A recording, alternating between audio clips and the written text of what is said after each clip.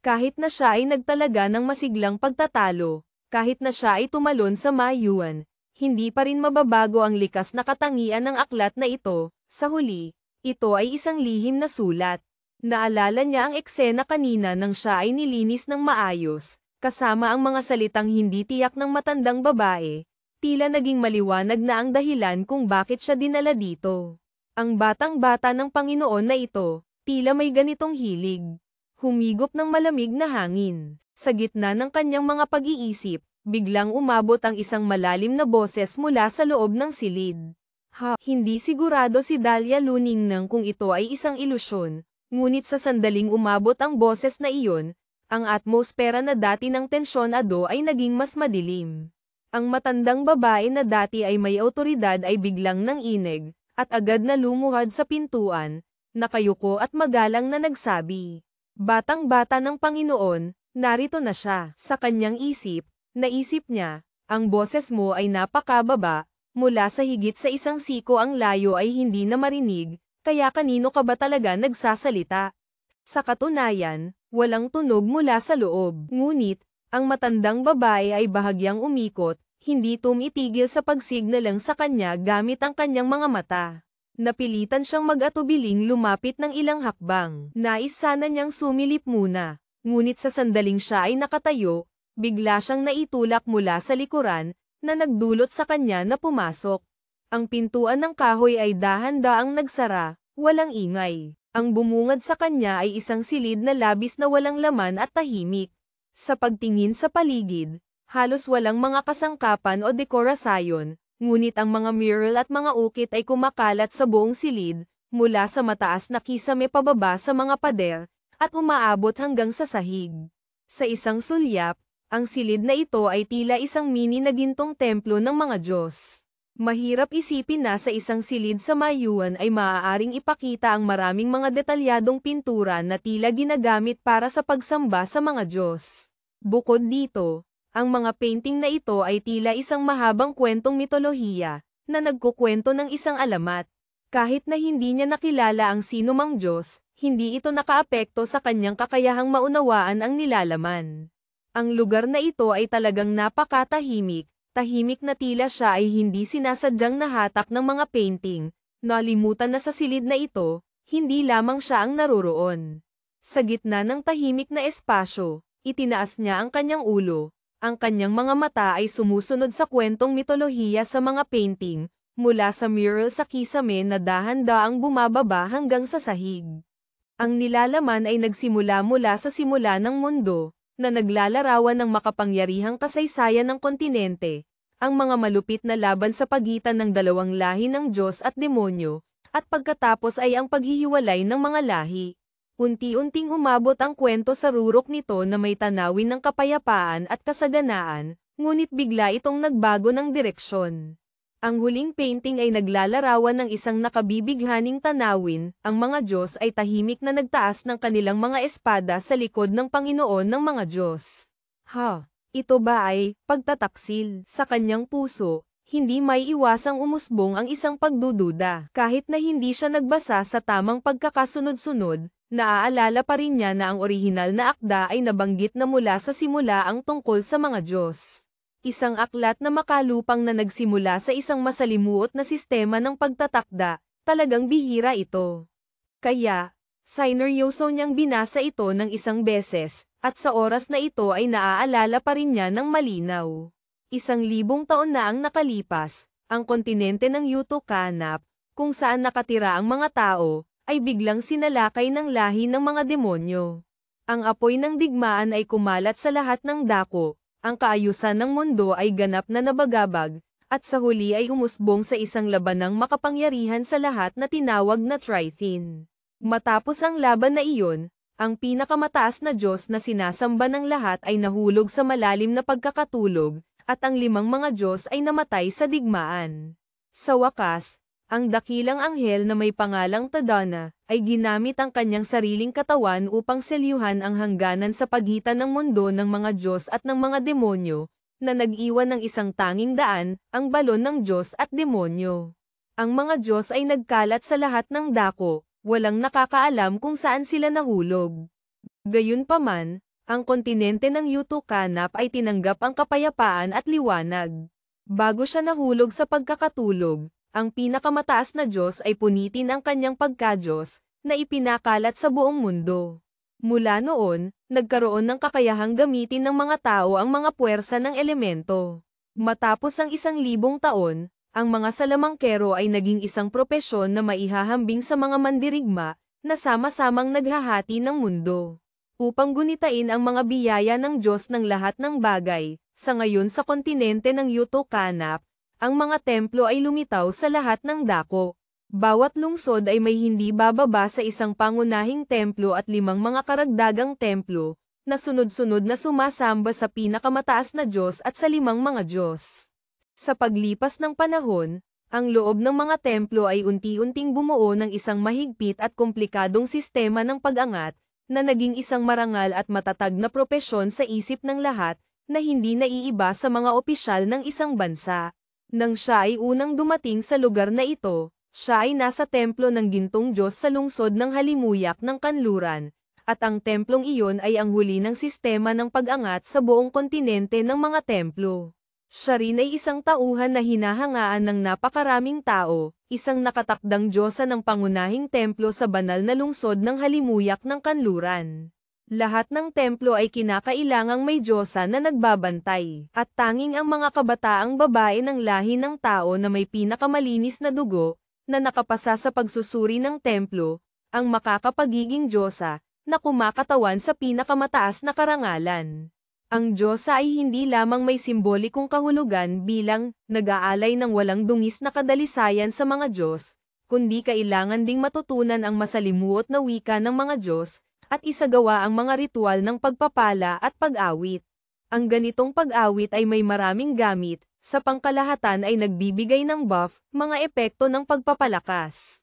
Sa sistema ng mahika ng mundong ito, ang buff ay may napakalaking kahalagahan, lalo na ang isang uri na tinatawag na awit ng tadhana, na partikular na ginagamit upang magbigay ng swerte. Istima ng mahika ng mundong ito, ang buff ay may napakalaking kahalagahan, lalo na ang isang uri na tinatawag na awit ng tadhana, na partikular na ginagamit upang magbigay ng swerte. Kung bago lumabas upang makipaglaban ay hindi nagdagdag ng ilang mga buff, maaaring ang salamangkero ay magbasa ng isang mahabang taludtod ng mga incantation, ngunit sa huli ay dahil sa sobrang masamang kapalaran ay hindi makapagpatupad ng malaking spell. Kung hindi siya nagkakamali, sa orihinal na akda, isa sa mga golden hands ng pangunahing tauhang babae na si Dahlia Dakila ay ang kanyang awit ng tadhana, na mabilis, malakas, at napaka-epektibo. Sa kabuuan, ang mga alaala tungkol sa laban na Tranchian Trithin, na kanyang alam, tila, hindi tugma sa mga kwento dito. Marahil dahil sa napakasamang karanasan niya sa templo ng Gintong Diyos, kaya kahit na alam niyang siya ay nasa isang mundong may mga Diyos, hindi siya makaramdam ng kahit kaunting paggalang sa mga Diyos. Kaya sa sandaling ito, ang kanyang puso ay puno ng kuryosidad. Habang nagbabalik tanaw, si Dahlia Luningnang ay umuusad ng isang hakbang, na nagtatangkang makita kung ano ang mangyayari sa Diyos ng lahat ng bagay matapos siyang saksakin ng mga Diyos mula sa likuran.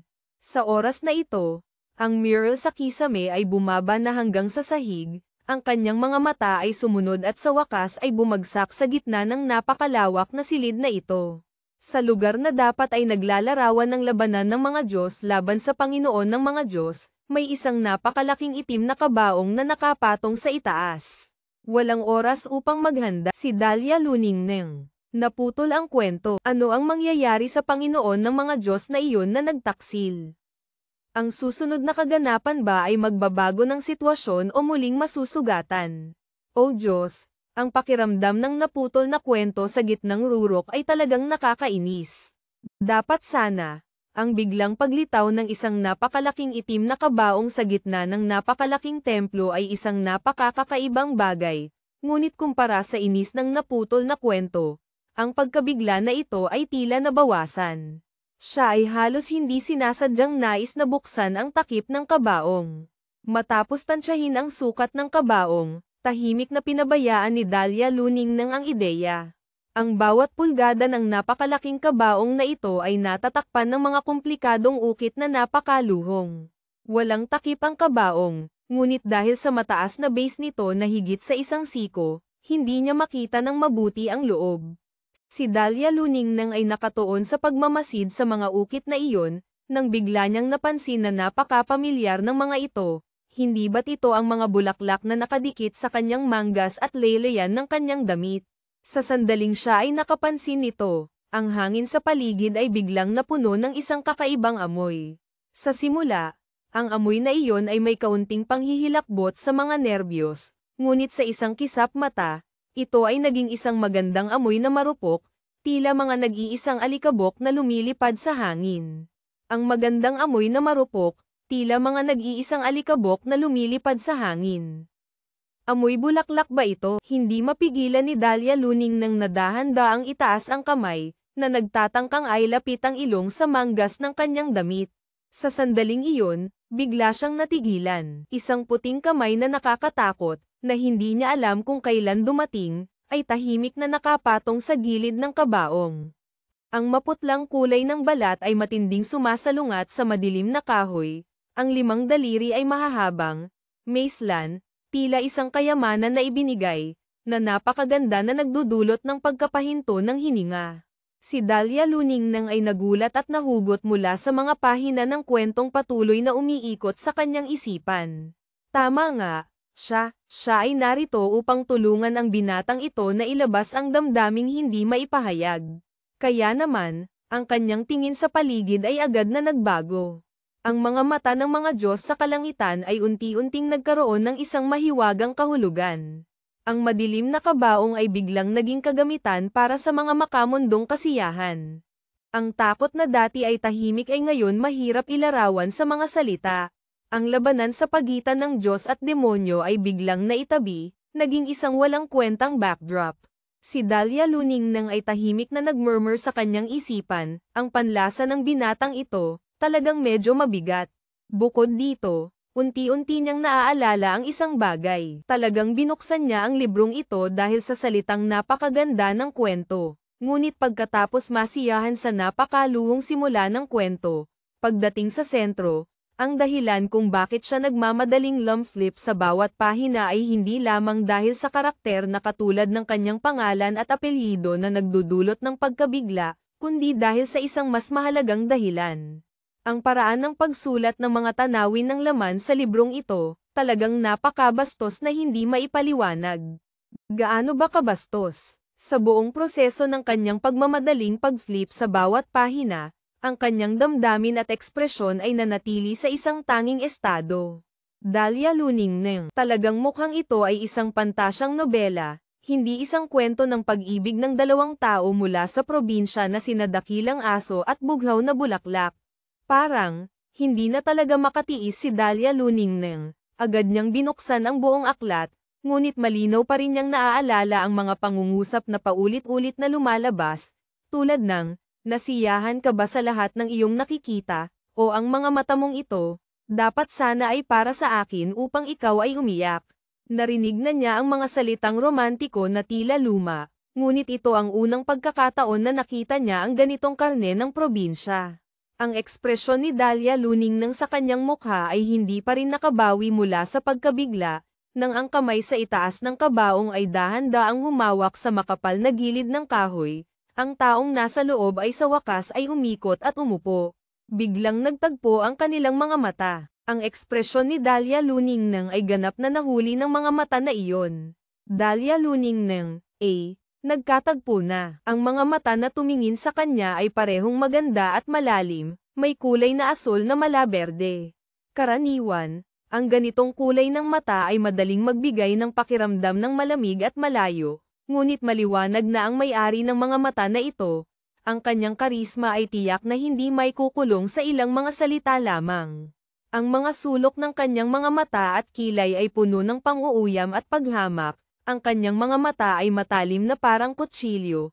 Ang kawalang pagpapasensya ay halatang halata, halo-halong may kaunting kalupitan at puot na tumutok sa kanyang mukha. Mukhang mas bata siya kaysa sa inaasahan ni Dahlia Luningnang. May magandang mukha, nasa pagitan ng kabataan at pagiging binata, mahahabang itim na buhok na nakalaylay. Habang siya ay umuupo mula sa kabaong, ang buhok ay nagkalat, umiikot na parang alon, na may maputlang balat bilang background, na bumubuo ng isang nakabibighaning kagandahan. Kahit na ang kanyang kakayahang umangkop ay naging mas malakas, tiyak na hindi pipiliin ni Dahlia Luningning na maging aktibong tao sa harap ng batang manggugubat na ito, na sa kanyang katawan ay malinaw na nakasulat ang dalawang salitang ako ay mapanganib. Bukod dito, dapat sabihin na, sa unang pagkakataon na nakaharap sa isang tao, naramdaman ni Dahlia Luningning na ang batang manggugubat na ito ay ganap na nakakatugon sa mga pamantayan, kahit na may kaunting kasiyahan. Ano ang iniisip mo? Ang tao ay walang pakialam na tumingin sa kanya, ang mga mata ay may kasamang likas na kaiabangan ng isang taong nasa mataas na posisyon, ang boses ay mababa at kaaya-aya, ngunit naglalaman ng kaiabangan na walang pagtakip. Sa kabila ng pader at pintuan na naghihiwalay, nang marinig ang tunog na ito na napakalapit, mas naramdaman ni Dahlia Luningning ang madilim na nakatago sa tanong na ito.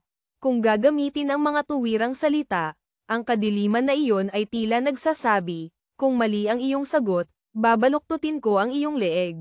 Ano nga ba ang iniisip niya? Siyempre, iniisip niyang malapit na siyang ihaw niya. Kahit saan pa man, hindi naman siya masyadong pangit. Marahil ay hindi na kailangang lumaban.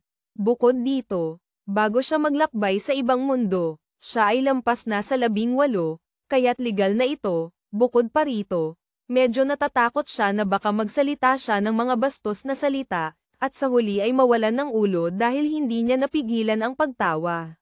Umuubo siya. Sa totoo lang, hindi ito dapat mangyari, ngunit maaari naman siyang magbago ng paraan. Sa kanyang napakalakas na kakayahang mag-adjust, mabilis na nakabawi si Dahlia Luningning, itinago ang kanyang tunay na iniisip, bahagyang ngumiti ng nahihiya, siya ay dahan-daang sumagot, nais kong malaman kung anong posisyon ang gusto ng batang manggugubat. Ang lalaki sa kabaong ay malinaw na nagulat ng kaunti, ang kanyang dating matinding presensya ay agad na nabawasan. Ano ang sinabi mo? Si Dahlia Luningning ay naguguluhan habang nakaharap sa kanyang mga mata, nagtatanong sa kanyang sarili kung ang kanyang pagpapahayag ay hindi pa rin sapat na malinaw. Bahagyang umubo siya, ang kanyang mga mata ay taos-puso na patuloy na nagmamarket sa kanyang sarili, sa totoo lang, kaya kung gawin, basta't makapagpasaya ako sa batang Panginoon. Gayunpaman, ang kanyang natanggap ay isang mas kakaibang tingin mula sa kanya. Ang lalaki ay parang isang multo na lumabas mula sa kabaong, nakatayo sa harap ni Dahlia Luningning, nakayuko at tumingin sa kanya, bahagyang ngumiti ng malamig, papasaya mo ako.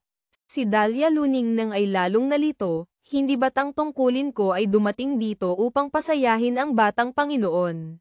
Kung hindi, bakit pa siya nagbihis ng magandang damit, nagdagdag ng mga bulaklak at nagspray ng pabango? Ang mga mata ng lalaki ay lalong naging madilim, ang daliri na dati ay dahan-daang nakataas ay biglang nahulog, pagkatapos ay siya ay tumawa na parang narinig ang isang nakakatawang kwento, ang templo ay nakapagbuo ng isang diyosa tulad mo. Si Dahlia Luningning ay walang kaalam-alam na siya ay bahagyang nakalampas sa pintuan ng kamatayan, at hindi niya rin naintindihan kung ano ang ibig sabihin ng pahayag na iyon.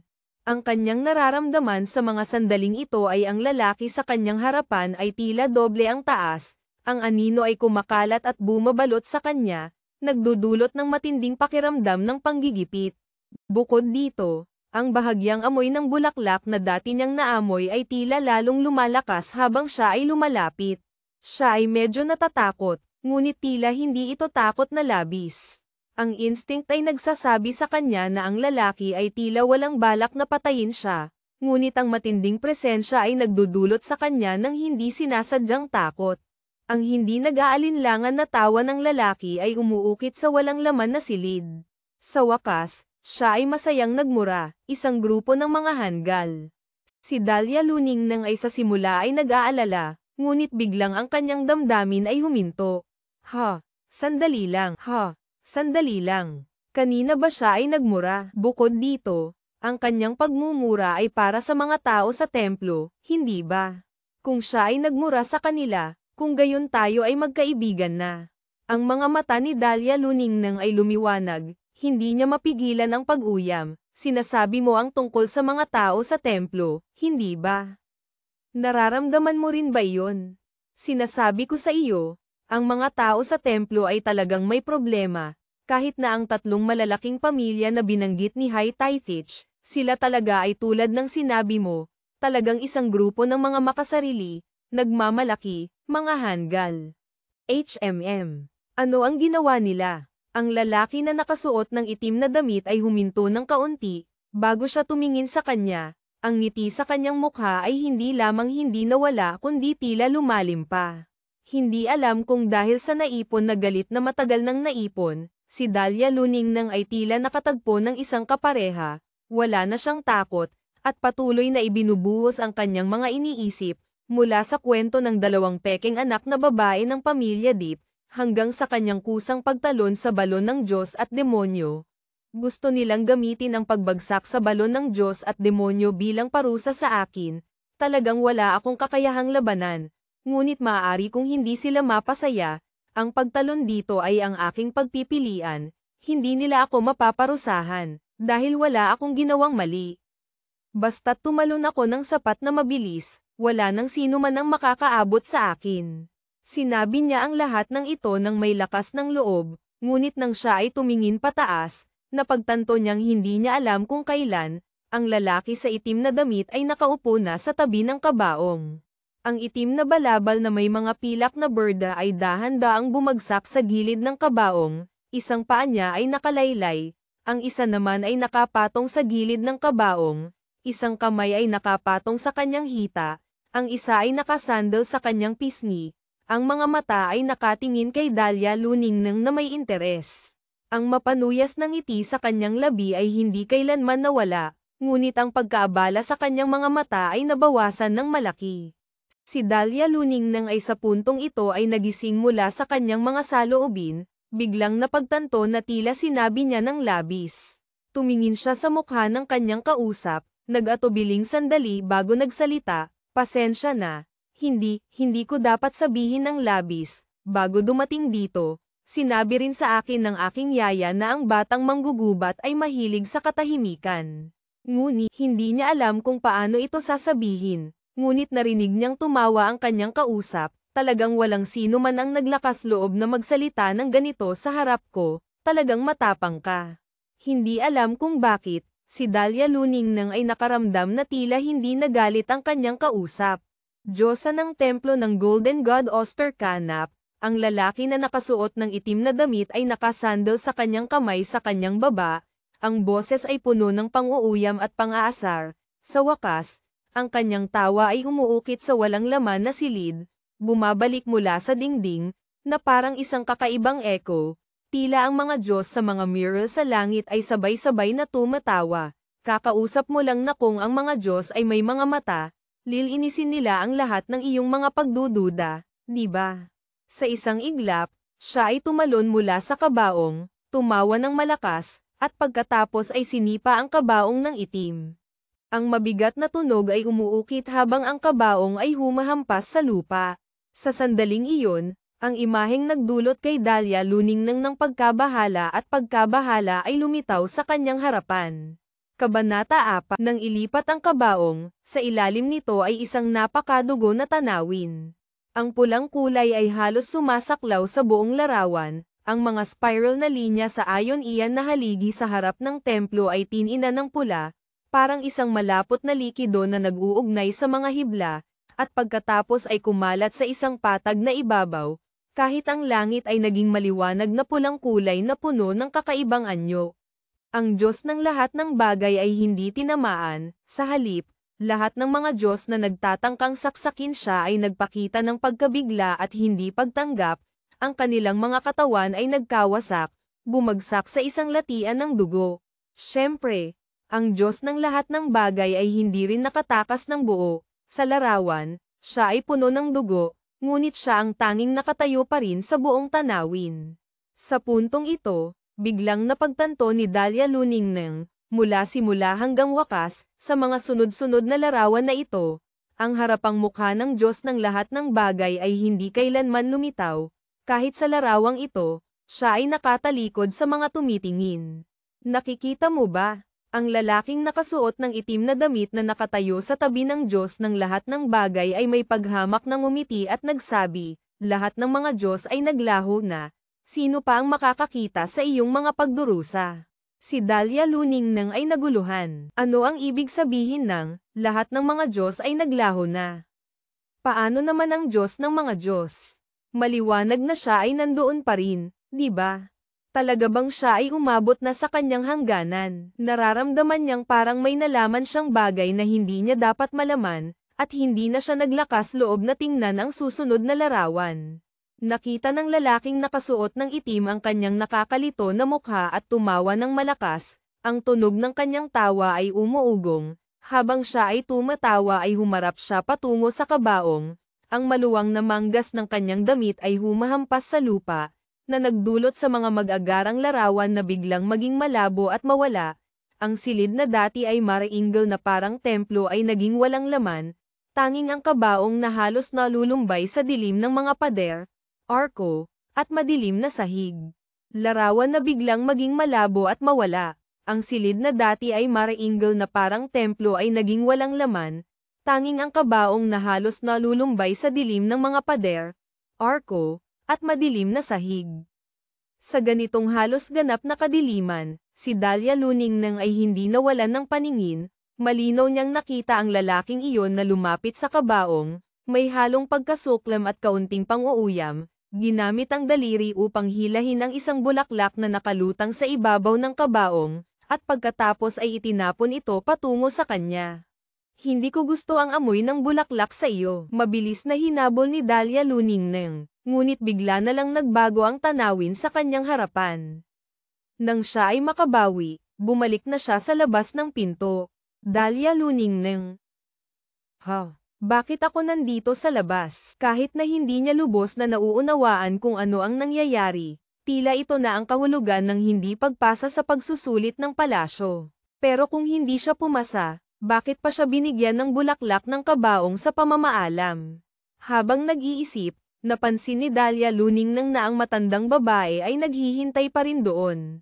Ang mga mata ng dalawa ay malinaw na puno ng pagkamangha. Dami ng maliliit na kamay na kulay abo-puti mula sa madilim na pulang carpet sa lupa ang umabot, at nang mahawakan ang laylayan ng damit ni Dahlia Luningnang, tila may nag-udyok sa kanila na umatras, umikot at nagtago sa ilalim ng madilim na pulang carpet. Hindi niya alam kung kailan, ngunit si Dahlia Luningnang ay hindi sinasadyang nakaiwas sa isang sakuna, ngunit wala siyang kaalam-alam. Pakiramdam niya ay siya ay itinapon sa labas, na tila siya ay may kasalanan, parang isang sanaysay na naipasa ngunit ibinabalik ng guro dahil hindi pumasa, may isang hindi nakikitang pakiramdam ng pagkakasala, kaya't hindi niya sinasadyang inulit ang huling sinabi ng lalaking nakasuot ng itim sa matandang babae. Kasalanan ng bulaklak, wala itong kinalaman sa kanya. Bilang resulta, nang matapos niyang sabihin iyon, nakita niyang nakatitig ang matandang babae sa bulaklak na nasa kanyang kamay na parang nakakita ng multo, kahit hindi siya pinigilan na magsalita. Sinundan din ni Dahlia Luningnang ang tingin ng matanda, yumuko at tumingin sa bulaklak sa kanyang kamay, at biglang naisip. Kaya't ito ang kahulugan ng pag-iwan ng tanda, hindi ba? Pero sa totoo lang, pakiramdam niya ay hindi ganap na tulad ng kanyang inaasahan ang lahat, kahit na mula sa batang Panginoon na iyon, wala siyang naramdaman na kahit kaunting pagnanasa sa kanya. Nagsasalita siya ng maraming paakit, ngunit hindi siya pinutol, kung tutuusin, para na rin siyang pinapakita ng isang comics, maliban sa medyo mahirap hulaan, medyo may pagkasiraulo, ang hilig na matulog sa kabaong ay talagang nakakatakot, bukod dito, wala nang ibang nakakatakot. Kung hindi pa niya nakita ang nakakalungkot na tanawin ng dalagang iyon, talagang akala ni Dahlia Luningnang na siya ay isang mabuting tao. Baka dahil ang kwentong may laman ay hindi lalabas kapag wala ang pangunahing tauhan, si Dahlia Dakila. O lahat ng tao ay dapat magkaroon ng mga di maipaliwanag na pag-iisip tungkol kay Dahlia Dakila, at sakalang ito lumipat sa kanya. Habang siya ay nalulumbay sa kanyang mga pag-iisip tungkol sa kwento, Ang matandang babae ay tahimik na nagdala sa kanya palayo sa inukit na pintuan. Hindi sila bumalik sa dati nilang daan kundi bumaba sa spiral na hagdang bato, palabas ng mansyon. Inay ay ganap na naiiba sa inaasahan ni Dahlia Luningneng. Sa labas ng mansyon ay isang asul na kalangitan, walang ulap, ang nakakapaso na liwanag ay sumisikat sa magandang hardin sa bakuran, kung saan may mga asul-lilang bulaklak na naglalabas ng banayad na amoy sa hangin, ngunit hindi ito katulad ng amoy na naamoy niya mula sa Batang Panginoon. Ang buong mundo ay tila naliliwanagan ng larangan ng mga bulaklak na ito, puno ng buhay. Napansin ng matandang babae ang kanyang mga mata na nagmamasid, bahagyang ipinaliwanag na may pagmamalaki, iyan ang long HU na bulaklak ng Mayuan. Sa buong Mayuan, tanging ang pamilya ng Duking Dato Labanan lamang ang may ganitong malaking hardin ng bulaklak. Sa isip ni Dahlia Luningneng, biglang umingay ang sinabi ng lalaking nakasuot ng itim, "Hindi ko gusto ang amoy ng bulaklak sa iyo." Nag-atubiling tanong siya, pero sabi ng Batang Panginoon ay hindi niya gusto. Ang mga mata ng matandang babae ay tila kidlat na tumama sa kanya, pinigilan ang natitirang bahagi ng kanyang sinasabi, "Hindi iyon bagay na dapat mong alalahanin." Ang boses niya ay mahigpit, ngunit sa wakas ay wala na ang dati niyang pagdududa. Kahit na makikita mong siya ay humihinga ng maluwag, "Buhay ka pa, talagang maswerte ka. Sabihin mo sa akin kung ano ang nangyari sa loob." Si Dahlia Luningneng ay hindi talaga isang tao na may magandang alaala. Ang huli niyang naaalala ang nilalaman ng libro ay dahil sa kanyang pagsisikap. Noong nasa paaralan, ang kailangan na kabisaduhin ang aralin ay palaging nagdudulot sa kanya ng sakit ng ulo. Ngunit, ang mga tanawin na nangyari kamakailan ay talagang napakalakas, na ngayon ay kaya niyang ikwento ang bawat salita ng dalawa ng walang kulang. Ngunit sa hindi sinasadyang paraan, naramdaman niyang may ilang bagay na hindi niya maipahayag, halimbawa ang tungkol sa pagbagsak ng mga Diyos na narinig niya kanina.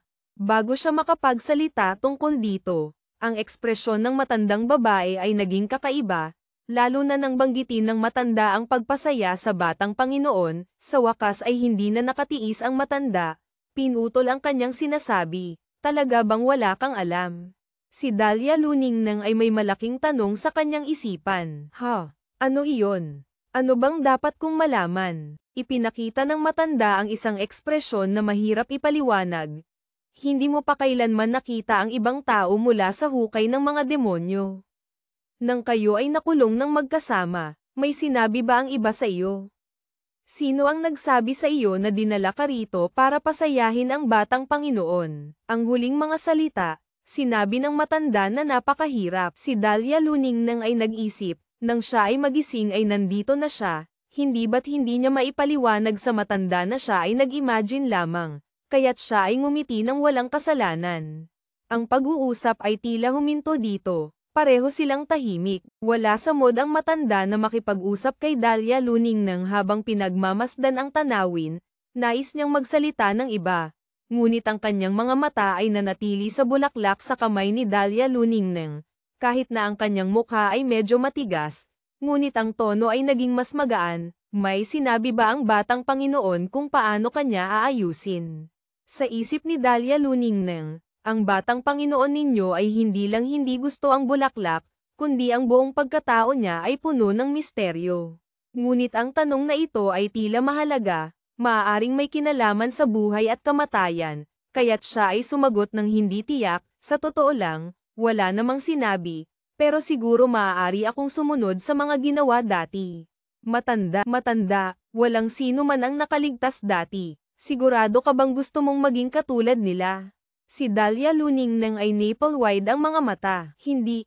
Wala bang nakaligtas? Sa kanyang isipan, ang impresyon tungkol sa Batang Panginoon ay agad na naibalik at inayos muli, ngunit kahit anong isipin niya, hindi siya makabuo ng malinaw na larawan tungkol sa kanya.